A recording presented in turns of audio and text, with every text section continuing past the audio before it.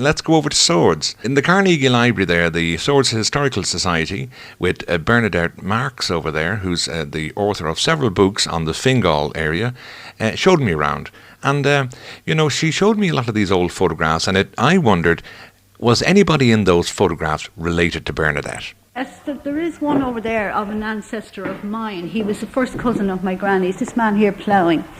And in 1890, he was bitten by a mad dog and he got rabies here in the town. And the Balroddery Union, or Balroddery Board of Guardians, being very far-seeing, they were aware of what Louis Pasteur was doing in Paris. So they sent Paddy and a few more people off to Paris, and he went to the Pasteur Institute and he was cured, and he came back. He was only about 20 at the time, and he lived to be 87. I remember him actually, because he left me his little house and I live there now.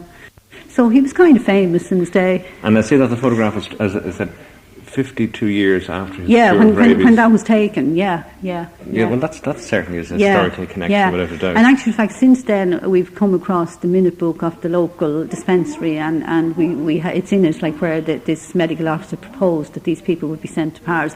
And I think it was great, like, when people, in those times, people hardly went into Dublin from here, like, to think that they... Right. I think it was great. It was a big step. It was a big step. I think it was great, Yeah, I can imagine almost the homecoming and all. Oh, yeah, like, he worked as a ploughman for the local sort of big farms, but like he drew himself up on a Sunday, and he was a gentleman, and he was somebody because he'd been to Paris, and to be all showing him the scar, he'd be showing them all the scar on his hand where the dog bit him and all. It was a conversation piece. Oh yeah.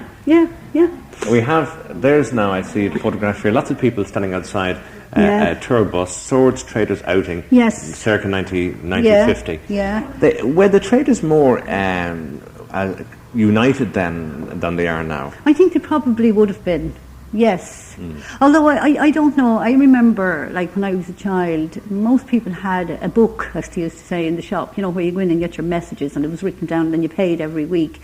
And it sort of knew, like, well, in those times, like, swords hadn't expanded and everybody knew everyone else. And they'd say, oh, she deals in savages and she deals in sailors and she deals in such and such place. That's how they went on, And I think possibly they must have been, like, when they're all going. I don't know that I think I probably would have been only a child now when that was taken, But a lot of those people are still alive, They'd hate you to say they were old. Yes, and I also see another one here, the Swords Red Cross. There seems to be quite a contingent of them there. Yeah, they were taken in, I think, 1942. Actually, there's a whole set of those, and some of them, there are about 4 of them. There's the Red Cross, the LSF, the LDF, and the Fire Brigade. And they were all taken at a mass. That's outside St. Columkille's Church. They seem to have been all taken the one day. It was some mass for during the emergency. Right. We have 2 more of them, and they're away being copied. Sometimes people don't want to part with them, and we copy them and give them back the originals. Right. Ploughing seems to feature quite well here.